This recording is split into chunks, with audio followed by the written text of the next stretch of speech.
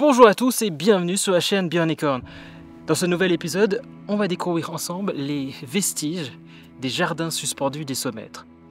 On pourrait croire les jardins suspendus de Babylone, mais aujourd'hui, je vais vous faire découvrir les vestiges, en tout cas de ce qui reste, des jardins de Routania des Sommètres. Alors moi, je vais aller me préparer et puis on va aller découvrir ce qui en reste de ces vestiges, s'il reste quelque chose. Allez, c'est parti!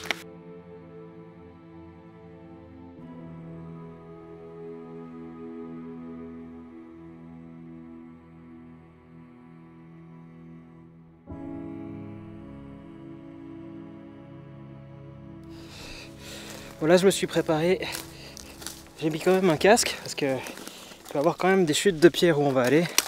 Je me suis pas encordé mais on va quand même faire attention.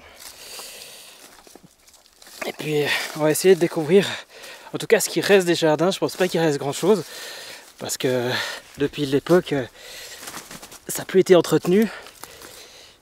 Et puis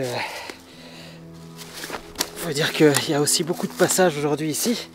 Donc on va essayer de faire déjà hyper attention de ne pas tomber. C'est aussi pour ça que j'ai mis un casque. Arthur Visoni, c'est un alpiniste et aussi un musicien.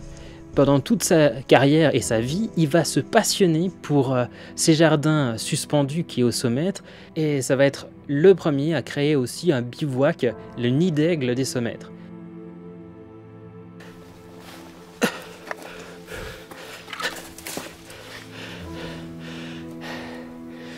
Bon, bonne nouvelle, c'est que j'ai trouvé le nid d'aigle.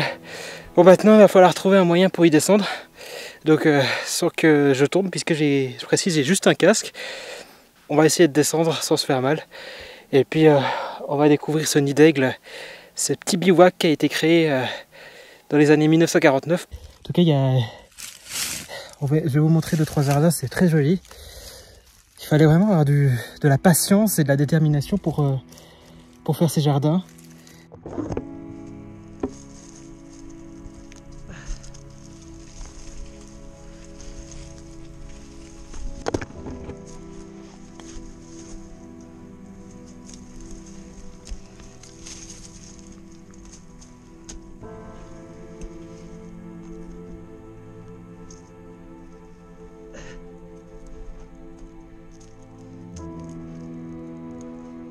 On est arrivé au nid d'aigle, au bivouac de Arthur Visoni. Ce bivouac est malheureusement délabré, il ne reste plus grand chose. On peut s'imaginer que certaines personnes peuvent encore l'utiliser pour se reposer entre deux traversées, mais c'est clair que c'est un bivouac qui est complètement à l'abandon. Ce nid d'aigle n'est plus utilisé et n'est plus entretenu, comme on peut remarquer, ce qui est peut-être un peu triste quand on sait que cet homme a été l'un des pionniers des Sommètres. Bien, en tout cas, ce qu'il a fait, ce n'est plus que fantomatique. Si vous ne connaissez pas, prenez un guide parce que c'est vraiment dangereux et c'est pas du tout un endroit qui est adapté à des gens qui sont pas du tout connaisseurs de la montagne. Moi, je me permets de le faire parce que je connais l'endroit, ça fait pas la première fois que je vais sur cette première partie. Arthur Visoni va essentiellement se consacrer sur la première partie des Sommètres où il va faire son jardin suspendu, son jardin qu'il appellera le jardin de Routania, en hommage à sa femme qui s'appella Ruth. Il va importer différentes espèces de plantes et aussi de graines qu'il va faire pousser chaque année dans ses jardins et ses terrassements et ses chemins qu'il va créer de lui-même. On sait par les récits que c'était à partir du mois d'avril que c'était le plus fleuri et le plus beau et le plus intéressant à venir regarder.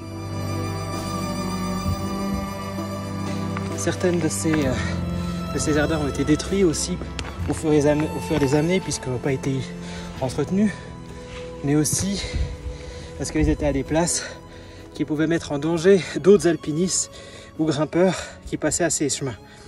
Donc c'est aussi ces raisons-là qu'ont eu fait de ce jardin suspendu